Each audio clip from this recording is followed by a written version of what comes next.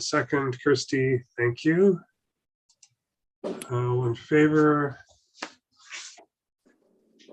They're unanimous. Great. I don't think we have, are we anticipating any public with us tonight? No. So no public comments then. So item 4 then, leaping right to the chase, is the council referral, 815 Smith Road, which we saw earlier. Here comes Martin. And Daniel slipped away and came back. Oh, hello. Oh. Thank you for the reminder. Hi, Martin. Apologies. Adam. Hi. Yeah, no worries. We just went through we're actually now having a meeting. Okay. Yeah, so it's all good. We're having a meeting. And we're on to item 4, which is the council referral, which is 815 Smith Road, the rezoning application for the guest cottage that was built without permits. Daniel, I was going back through our comments from our meeting of January 20th. And this has gone back to council then, has it? So could you just tell us where we are in the stream of things and what's wanted from the APC at this point? Sure. So yeah, the APC considered this application. I'm trying to think, I think I'd put it in. Yeah, you would consider it earlier, you'd recommended that council not proceed with a rezoning, but instead encourage the applicant to seek a variance. So staff brought that recommendation to a council meeting in January, I believe, end of January, along with a number of other initial referral comments and some discussion from the applicant. So the applicant at that point authorized us to include in the agenda a letter they had received from a letter that their legal counsel had sent to us, essentially outlining their rationale for wanting to seek a rezoning rather than a variance. So based on all that, council directed staff to proceed with an amendment bylaw. So we presented an amendment bylaw at the February 14th meeting, which received first reading to essentially do a rezoning to allow the permission, the requested change. So I have just a presentation showing, okay, what would be in that amendment bylaw, and then accompanied with the bylaw, what staff recommended and the applicant's willing to enter into is a restricted covenant that would be a condition of the rezoning. And the covenant would have the effect of saying, in essence, there's an existing cottage on the site, there's a zoning to allow it, but that should it be destroyed, that any subsequent secondary dwelling on the site would revert to the general zoning regulations. So it'd say that the zoning allows, the zoning application would allow that slightly larger floor area and to be within the setback. And it would say, okay, if that existing dwelling is destroyed and they come to rebuild a new building, that they would no longer have the permission to be the larger floor area and the reduced setback. So this creates a unique zone for that lot. Yeah. I hope we can learn from this in the future. I hope we can learn from this in the future, because it seems to have been a mess from the get-go, and it's taken a huge amount of planning time, our time, council time, when it could have been sorted out, in my opinion, 2 years ago. But anyway, that's my rant for now. I think this first came to my attention, I think the fall of 2015 when I started at the municipality. So Been 7 years, sorry. Yeah, so in that time I've now had 3 kids and it's still Anyway, we as an island need to learn how to do this better, because this is a complete waste of time for a very small issue. And if we do this, then no wonder we have no ability to process rezonings for sort of regular things. Anyway, shut up. I'll shut up now.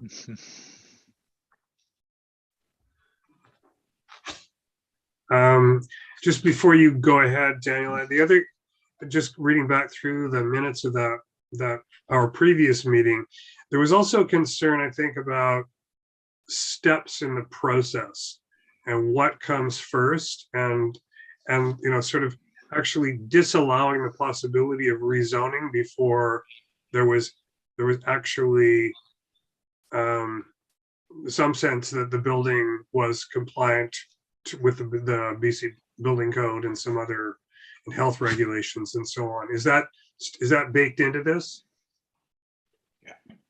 Yeah, so we have in the various staff reports required conditions of the applicant working towards the building permit.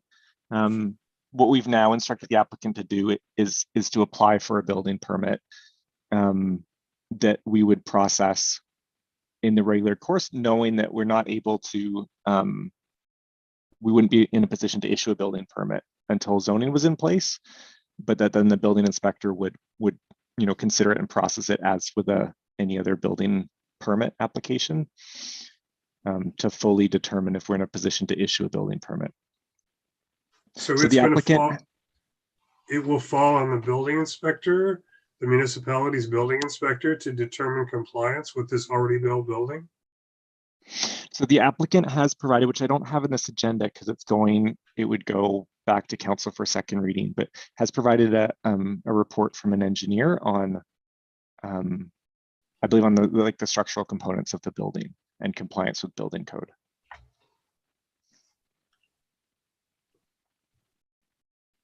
So the structural engineer has signed off on the entirety of the construction and the electrical and plumbing and...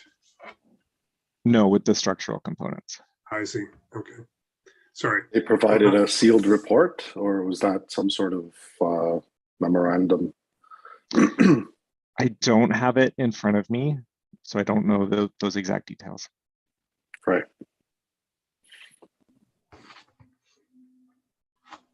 So I say, I think they've supplied our building inspectors reviewing it. Yeah, I guess it's just my view that it should not fall on the municipality to have to try to determine building code compliance with a building after it's complete. It's extremely difficult to know that, and I'm sort of to Martin's point that if the municipality is going to base a building permit, occupancy permit on a review of this already built building by a professional, a registered professional, then there should be a sealed document that goes with that.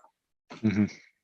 Is that possible in a Part 9 project though? That's not really, it's a bit of a question. With a Part 9 project, that it's generally only structural that sealed drawings are required, and letters of assurance.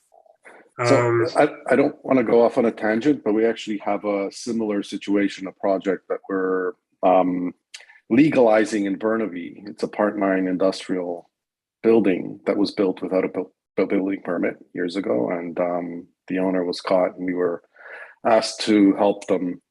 So we did issue our drawings, right?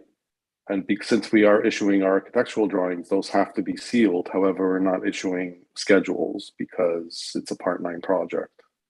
So, right. So that's kind of a... Got it. But they are sealed documents. Right.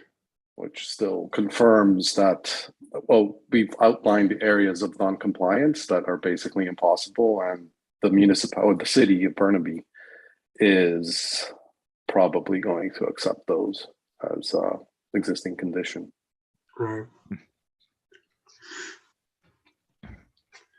Yeah, it's just for context. Yeah. Right. I appreciate that. Let's take a step back, Daniel, and maybe you can walk us through where we are. Sure. Why don't I do that? Okay. All right. So rezoning application. So let me. All right. So for context, Smith Road. So it's located off of Woods Road on the north, towards the north coast of Bowen. So it's intersection of Smith Road and Fernie Road. zoned RR3, rural residential 3. It allows detached dwelling. It allows detached secondary suite, which is that accessory residential use, to a maximum of 115 square meters, and has setbacks of 7.5 meters from all lot lines. So the application, this is just a site plan from the council report showing, highlighted in red is that secondary dwelling that was constructed on the property, quite close to the property line of Fernie Road.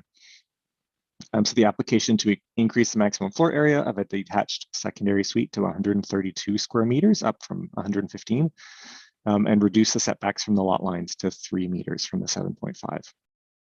And this then was the APC motion from the January meeting that Drew has talked about, where ultimately the APC recommended a DVP approach instead of a rezoning.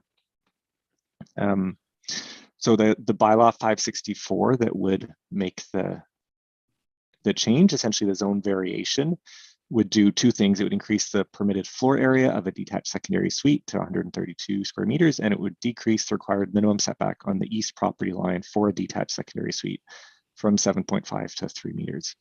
And so, as with the other zone variations, essentially it varies specific parts of the zone, and the other regulations in a zone remain in effect and unchanged. So it's just those two specific variations. And then as a condition of the rezoning,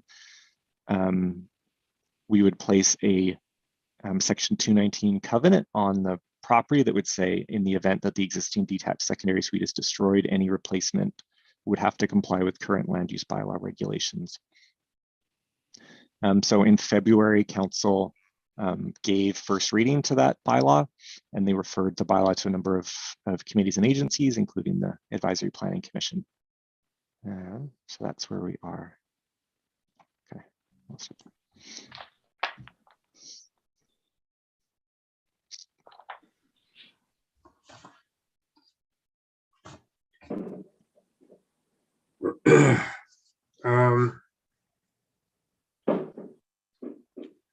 So in this version of events, the rezoning would come to pass, and then the building permit and health issues and so on would be addressed. So the applicant is working on the elements of the building permit. So, working with Coastal Health on the septic and getting the correct septic filing in place. And we'll be submitting a building permit application to supplement the report they've provided to determine building permit, like that a building permit would be possible to be issued. But we would not be able to issue that building permit until after the rezoning is completed. Right. And so this is with Greg Cormier to determine if he has any other requirements of them to, which would allow him to be able to issue a building permit. Mm-hmm. So we've, like in my time on Bowen and with Greg as the building inspector, we've done two that I'm aware of, which are places built in one case without a building permit and in one case without inspections.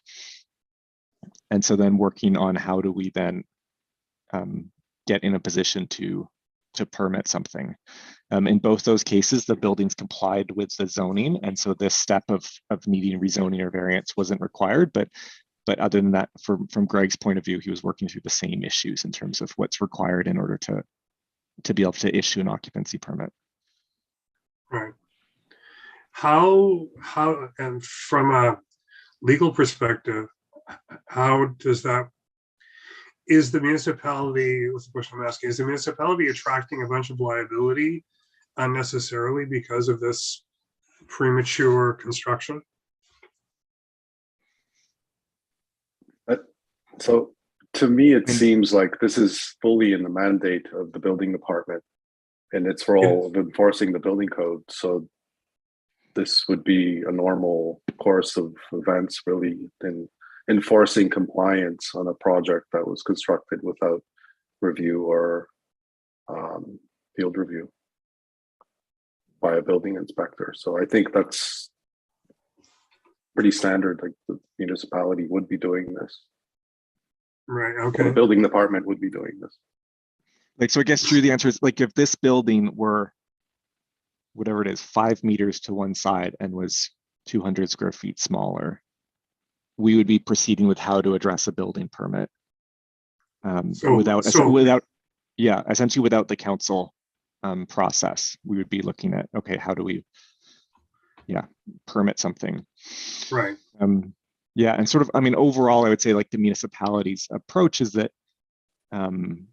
we want to try to work towards compliance with people. Like our objective is to ensure health and safety of buildings and occupants, and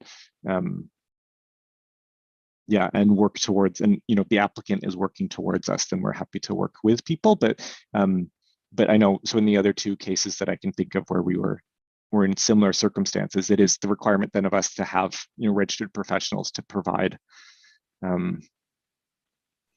reports and sign-offs in various aspects of the building that the building inspector can't inspect. Yeah, the onus is on the owner to achieve compliance and satisfy the municipality. Right, that makes sense. And then to some extent then to its issuing occupancy, noting that the building inspector is relying on reports from registered professionals. Which he has to in any case for engineering and all that kind of stuff anyway. It's not that. Well, that's where it's a little bit gray because it's a Part 9 building. Yeah. The only registered professional required on a Part 9 building is a structural engineer. And in fact, you might not need a structural engineer if you have very straightforward structure. So, Drew, what is a Part 9 building? For those of us who are not architects. Part 9 building is a small building. Most houses are in Part 9 of the building code, and most larger buildings, any building that's over 500 square meters, I think, something like that, is in Part 3. And some types of buildings, even if they're quite small, which are assembly occupancy type buildings, pubs, restaurants, things like that, even though there would be smaller than that minimum size, because of the nature of the occupancy and the complexity of it, they're Part 3 buildings as well. Okay. But houses and guest cottages and things like that, all of those type C occupancies, residential occupancies, fall under Part 9. And if they're very simple, you can achieve code compliance without having any registered professional engineers or architects involved on the project. Okay. And often that's what happens. Okay, but I take a lot of comfort from Daniel's comment that the process he's going through, or the building department will go through, is the process that they would go through if it were a new build that complied with the zoning, right? Well, they can't actually do that, and that's the dilemma. I know they can't, but they'll take all Right. the steps that they can. I mean, it I seems think ironic that we'd be concerned about the health and safety of a building that's been around for 10 years and hasn't actually killed anyone yet. Well, I know, So- I think it's so complex. It's just, It is, but it kind of involves all these professional steps. I think if I can just jump in quickly. So I think the municipality can force or ask the owners to have professional design and request a professional level report. It's just that municipality cannot ask for letters of assurance on a project like a Part 9 project. Okay, and So that would entail like field review during construction typically. That wouldn't be something they could require, but they could request professional review and reporting on level of non-compliance, essentially. so it won't be over until it's over. And I'm a little puzzled as to why this came back to us. Anyway, Daniel. Right, I guess because when you initially reviewed it, you were reviewing the application. And then since then, council now has an amendment bylaw and that they've given reading. So then specifically the review would be, you saw it as a general concept, and now you can see the actual amendment bylaw. Okay. Maybe specific comments on the bylaw is often why things will come to you twice. Is like it comes to you as initial application and then it's a bylaw. Well, Since they did send it to us, I will comment. First, I'm disappointed they didn't accept our recommendation. I'm with Kirsty. Our recommendation was, to my way of thinking, the simplest way of dealing with the situation. But that's council's prerogative, and obviously that they've decided to go that way. And I think it has been worth spending the time on this because, for all we know, there's lots of other buildings on the island that have been built in a non-compliant manner without a building permit. And so now we have a process in place next time you encounter one of those buildings. So I To think not that's- go for rezoning. well, they're going to do a rezoning. And the final comment I have to make, it puzzles me that a covenant and the breach of a covenant can effectively repeal a legislative instrument. So that's me talking like a lawyer. Only the council has the authority to repeal legislation, bylaws, but it sounds like they got a legal opinion anyway. So they have someone to sue when it all goes wrong 10 years from now. And I guess I would say, Michael, it's more, I guess I would say it's a section 219 restrictive covenant that can restrict the use of land. Yeah. Well, what puzzles Beyond. what So worries, it can't give permission beyond what council can do. well, but what worries but- me about the wording, the restrictive covenant, and I don't think we've been asked to comment on that, is the fact that there is no obligation on the council to, on the municipality to enforce it. Mhm. And I know of other restrictive covenants that I care about more than this one, where that obligation, the non-obligation to enforce, municipalities not enforcing it. So there it is. But I mean, they sent it to us. This is what they decided to do, and I don't really have a problem with it. And I don't know if anyone else does. No, I'd say let's just roll it through because I think that this is, as I said earlier, this is the biggest waste of time that I think we've ever had in this, my tenure on the APC. Oh. And things have really gone amok that this is where we're at. Maybe the $50,000 should be paid to us. Now we're talking. No, seriously, I don't know, Kirsty. I mean, I understand it's been a sort of a painful, circuitous process, but I think we now do have a roadmap. I'm almost certain that there are other buildings on the island. I just think this is the wrong roadmap. That's Well, my, I do too, but at least we have a roadmap now, whereas But before, it's planning's time that's been wasted with this and council's time. It's not my time. That's not what I'm complaining no, I know, about. I agree. But the next one that comes along will happen a lot more quickly and with less. And hopefully will be a variance and not a rezoning. Except they've decided they want rezoning. So. No, but I think that's where the island could have said no. Or planning could, they could have said, no, this should not be a rezoning. This should be a variance. I'm sorry, Mr. Applicant. This is the way it is. Yeah. Well, in any event, we are just an advisory committee. And as I tell my daughters, you have to let me give advice. And You then don't have to follow it. Yeah. You have to let me give it. Yeah, for sure.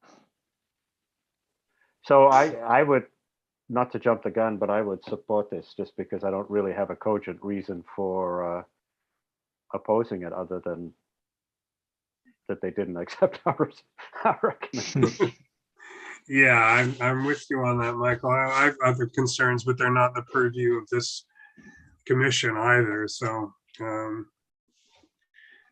I would like to add in, though, that I think that the process has been overly convoluted and long, that to the detriment of both the municipality and the applicant. Yeah, we have to do that, I think, in a more diplomatic way, though. Maybe Yes, we could suggest that that in future the planning department determine a way of making the application less time-consuming and complex for both the municipality and the applicant. So can I suggest a word? Maybe instead of saying support, someone said we do not oppose. Yeah. Yeah, that's sure. Okay. is that like damning with faint praise? Mhm. that just takes me back. That's when you know that the judge wants to do what the judge wants to do, but you don't like it. Mhm. So you just you don't consent. But you don't. Okay, sure. I think that probably is actually a more fair characterization of our position anyway. Okay. That the Advisory Planning Commission does not oppose Mhm. the Land use rezoning. bylaw amendment by 564. Right. And then I don't have really any nuggets from the comment about process. And further recommends. Okay. Yep, Or non-compliant. non-compliant applicant. Yeah, I don't think we want to do something like put the municipality to the task of preparing a policy for dealing with non-compliant buildings. But you know, it would be nice if you had a sort of a quick checklist out of this, Daniel. So Yeah, maybe we could improve similar issues in the. recommend that this circumstance be the basis of a checklist for dealing with future non-complying buildings. Very, very anodyne, but at least you can make of that what you want, including doing nothing. Okay. So that council. I am aware that the municipality runs into this kind of issue, has run into this issue, kind of issues on a number of occasions. We're seeing this one because of the rezoning aspect of it, but and I think for the municipality, it's a challenge. You know, there are folks out there who they don't want to get building permits to build their buildings. Yeah. Well, a lot of them might be pre-municipality buildings, so who knows what happened then. Well, some of them were built as recently as last year. So telling so no tales out of school. It's telling not no only tales, here. but yeah, but let's just to say that it's not something that stopped with the municipality coming into existence. Okay. And I, you know, and again, I know it's out of the purview of this commission, but the municipality, you talk about wasted time, Kirsty. I mean, it's unbelievable what can happen with these things. So there's that. Yeah, I think likely, you know, there's a notion here that because of the rural nature of the island, that it's okay to just kind of, you know, go ahead on your, you know, on your own petard and do whatever you wish. So I kind of, there probably is a need for policy, and it's probably not up to the Advisory Planning Commission to draft it. No, I know, I'm not suggesting that. And you know what? One of the things, notwithstanding the amount of time and Kirsty's legitimate complaint, you know, the applicants have been very cooperative here. My goodness, imagine what would have happened if they had not been. Right. Mhm. Yes. It would have gone on forever and ever. Anyway, do you have enough from us, Stefania? That's It's Stephania. formal talk. Is it Stefania? Uh-huh. No one can say it. That's why I abbreviate. I have something I think encapsulates your note, but frankly, it makes Daniel look bad, and he just shouldn't be looking bad in this. So No, we don't want that. can I share a screen, maybe? Sure. And Daniel, please speak up. Obviously, that's not the intention. I'm just a bit at a loss.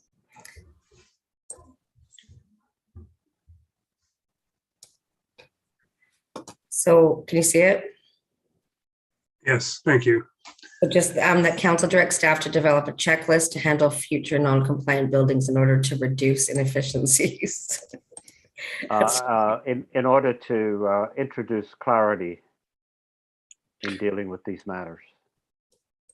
Clarity and simplicity. Yes. Or What if there's just a period after the word buildings and leave it at that? Yeah, I think so too. Okay. checklist or approach or template or That's procedure. enough. I'm right really- there, no? I think Pol- an approach or procedure makes I was going to sense. say a policy, but No, policy is to be a more formal document, and you don't want to get into drafting that, but approach it. Guideline. Oh. Guidelines, Daniel? Headline's good. Daniel? Sure.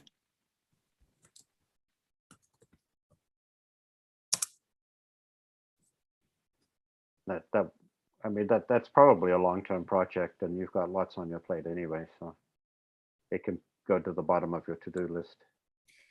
He's got new staff. Until the next building comes along, and then you're gonna wish you had it. Yeah.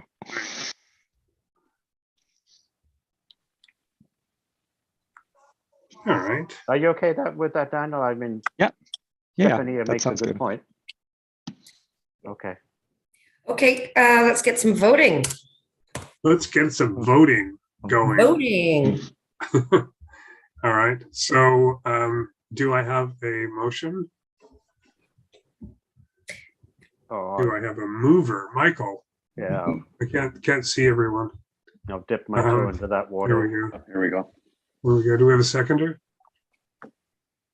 Martin? Martin, thank you. All in favor? I'm okay. I think I Alright. had to change machines. Change machines. Mm. There we I'm go. not at home. I ran out of battery. Oh, there you go. Christie, so are you we- clear on that motion then?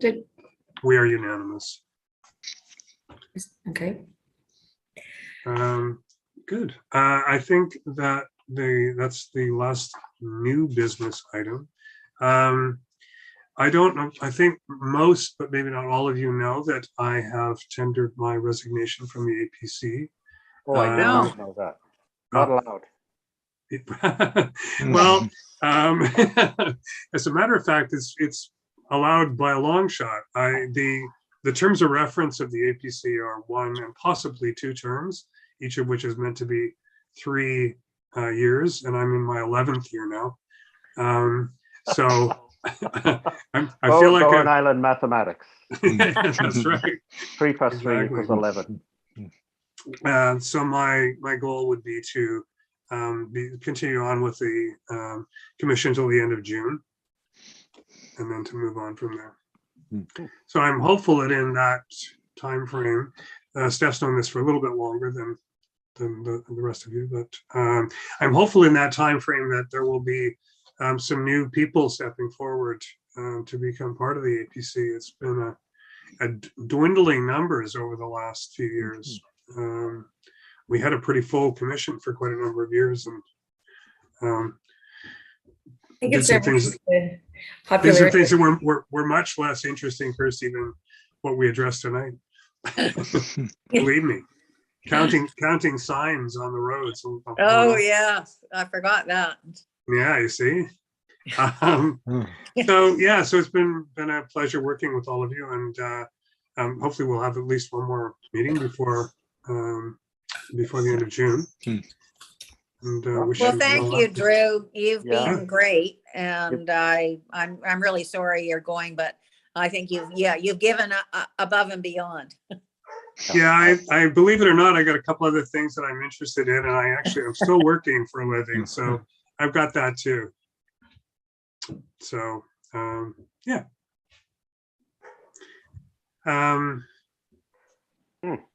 Speaking of next meetings, I guess we don't know yet about a next meeting, do we, Steph? No, Okay. it's- No, we don't already have things piling up on your desk. no, I think Daniel's got something exciting. Oh, Ooh. can I don't know if it's possible, but especially Are the with sweets Drew's last coming back? meeting, in person might be nice. Yeah. Yeah. It'd be Let's go nice with to say thank you to Drew in person. Okay, I can make a note of that. The council has gone to hybrid meetings and policy organization wide. We're keeping committees at digital at this time. But I can see if I can sort of fast track an event for you guys. Oh, who's coming on tomorrow? Tomorrow night, I'll be there. I'll be Rico? there. Sorry, I'm not able to. David? Drew, are you going to be there? I'm a maybe. You gotta I'm sort of- come. Yeah, I know. Well, 10 days ago, I tested positive for COVID. Oh So, my goodness. so I'm just kind of like, I'm just kind of navigating stuff. I was getting better, and then I started to go downhill again. So I'm no longer contagious, and supposedly after 5 days. Yeah, So but so that's some time ago. But, no committee is worth your health. Let me say that. No, no. yeah. So we'll see about tomorrow. Okay. But, Okay. Okay. all right. So thank you all. Do I have a motion to adjourn? Or do we want to stay here? Michael, you're keen to go. Okay. All right. Great. Thanks, Dinner everybody. time. We'll see you, Thanks, See you everyone. later. Bye-bye. see you next time. Good Good night. evening. Thanks, Drew. Yeah, thank you.